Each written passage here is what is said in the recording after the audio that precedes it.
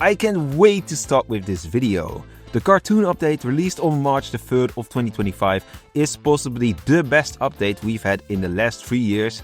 There's so much to go over, so let's just roll with it. We first look at 3 new roles, then at some role changes, the addition of chat bubbles, which I actually suggested recently, the drafting mode which got an overhaul, a bunch of great QOL changes, outfit wishlist, and one of the bigger ones, the Moonlight membership. I will also briefly talk about the current Wolvesville birthday event, the Party Wolf role, and let's not forget about the amazing Headhunter change. The new roles are soon to be tested in sandbox and custom games, so you can't get them through role cards, but that also means that you can play with them if you play sandbox or custom games and you don't even need role cards. First role, the Shapeshifter. This is a solo killer that can kill a player every night, and after killing a player, you will appear as their role to informers until you kill another player, at which point that player will be the role that you appear as. This is potentially really strong, especially when there's no true role revealers in the game like Vigilante, Seer and Pacifist. The Soulbinder is the perfect role if you see an attractive player in your lobby. It allows you to slide into their DMs and talk with them at any moment you wish. Okay, let's be serious. You get 2 uses of your private chat ability, which lets you talk with a player during all phases, whether alive or dead. I assume this will be a medium advanced role that can do some shady chatting, but can't revive nor read that chat, so it kinda makes me doubt it. If not, I'm curious to see what base role it will have, but I really like the concept here. This is a villager, by the way, that's at least what I assume based off the icon. Another villager is the Ferryman, which definitely sounds like a medium advanced role that can chat with dead at night. Also, you can select 2 players every night to ferry, and if either of them gets killed, the player survives for that discussion and that voting phase. You can save players like this twice per game, and if you saw the fan-made role contest videos on my channel on 2024, you might think about the Paladin right now, which definitely has similarities. But even though these 3 roles are pretty unique and cool, this is only scratching the surface of this update.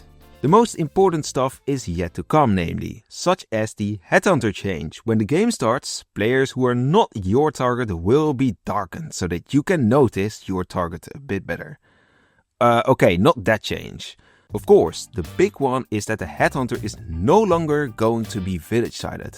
Finally, this is what I've been waiting for since 2018, I kid you not. If your target dies by any other means than lynching, you will get XP from the Evil Alliance. I went much deeper into this change in my latest video, so check that one out if you want to hear more about it and what I think of it.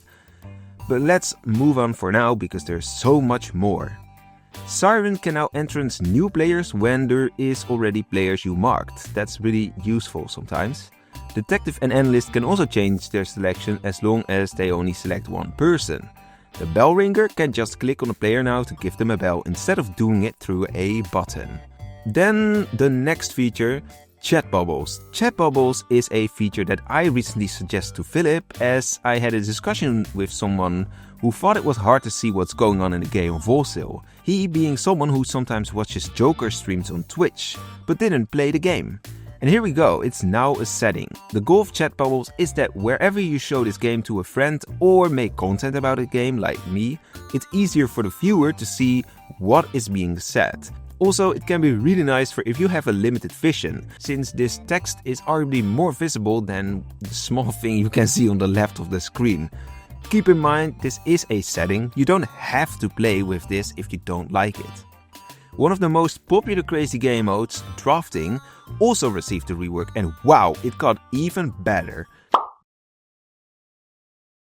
The main change is that whatever role you pick is the role you play as, and to prevent knowing who is what based off what they picked, there are some changes to the drafting phase. Firstly, you don't see player names on the grid, instead you see player number. Then, the number you occupy on the grid is not necessarily the same as the number in the chat. Here I was saying stuff as number 11. I was on spot 9 on the grid, and when the game starts, the spots get shuffled as well, so I ended up being number 13. I can imagine that there is possibly an exploit to this, namely that people picking village roles just say from the bat that they have drafted that role before the game even started. Like, I pick Astro here, I can already say like, okay, I just picked Astro. And then I can actually get a pre-game advantage because I already know that I'm Astro and everyone else could already know it. And if someone is going to counterclaim me before the game, I can just kill them like pretty quickly. So that might be a little bit flawed. There are a bunch of general quality of life changes too. Let's go through them quickly because this video is already getting long. You can dodge blocked players now, meaning you won't join lobbies that has a blocked player of yours in it, and you can change this setting too. The game remembers what pop-ups / menus you had opened before clicking on another one, which lets you basically go back. You can see role auras now during the game, even if you're not aura seer. There is a hamburger menu now, which lets you see, read and change different things. This is a game changer. Speaking of challenges, during role selection you can see through a button which challenges you have. Useful stuff. If you play hero games, you can search for a new one at the end of the game. If you want to pick a very specific color for the profile icon or clan icon like the spook color, there is now a hex code for that too. When buying outfits, you can preview outfits for both genders. When you buy a new battle pass, the background will no longer automatically apply. I hope there can be a way to find out easily which new background you got, because it took me some time to figure out which one was the newest right here, but yeah, I think other than that, it's an okay change. For clan stuff, you can filter in the ledger now, which is handy for seeing how much Bobab donated.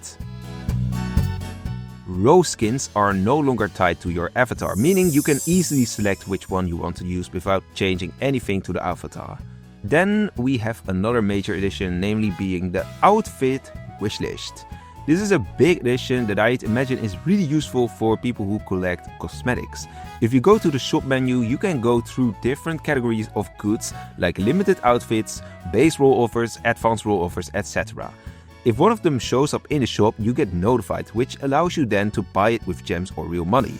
And of course, don't forget to use code HYPO when you are going to buy them. Wolvesville is also going to finally hop on the train of monthly memberships, like pretty much every service on the internet. I guess this update really is payday for the devs. But that aside, I really like what this offers.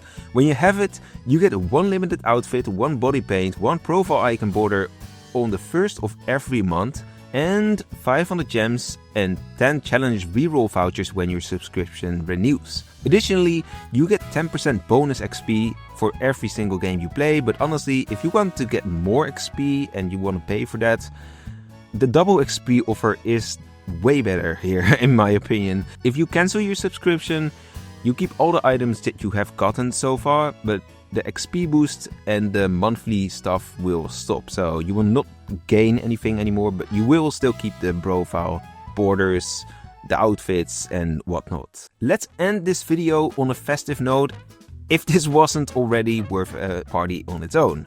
The game namely just turned 7 years old on March the 1st, and what a long ride has it been. I personally played this game since July of 2018, so in the summer I will be here for 7 years. So you could say I've been around here for quite a long time. Wolvesville is truly a chapter of my life and has given me incredible opportunities. To celebrate the birthday of Wolvesville, I have a special giveaway in the comments. I will tell you what to do soon, but the game itself also organizes events. In the Discord server of Wolvesville, different creative contests are taking place, such as drawing, writing, etc. In-game, there are different challenges too that give you very limited items, and upgrading cards to rare, legendary and mythical tiers give you 1, 2 and 3 birthday role icons respectively. For the first time as well, we have a new seasonal role for the Wolvesville birthday. It's the Party Wolf. The Party Wolf is a role that can shoot a player once per game at the cost of self-reveal. Yeah, basically a werewolf gunner, but fun temporary addition, and I like this a lot more than the other seasonal roles we have, to be brutally honest with you. This is a role that I genuinely would love to play in custom games or some sort of crazy game mode. I mean, it's probably not gonna be the best to stay in mainline game modes, but it's definitely better than Santa Claus, Pumpkin King and the Easter Bunny, right? So now for the giveaway. Let's do a throwback to 2018 in the comments. Go down there, leave a comment with a role that is from 2018. Also include your username and a role card offer that I can actually give you as the prize. I'm going to give away 1 month of the Moonlight membership, if that is something I can gift. I don't know if that's technically giftable. And otherwise, I will give you the role card offer that you put in the comment. Let's see how many roles from 2018 you guys can think of. In the next stream that I do on this channel, I will reveal the winner with a little lottery. So if you watch this early after release, you have technically a better chance to win this giveaway.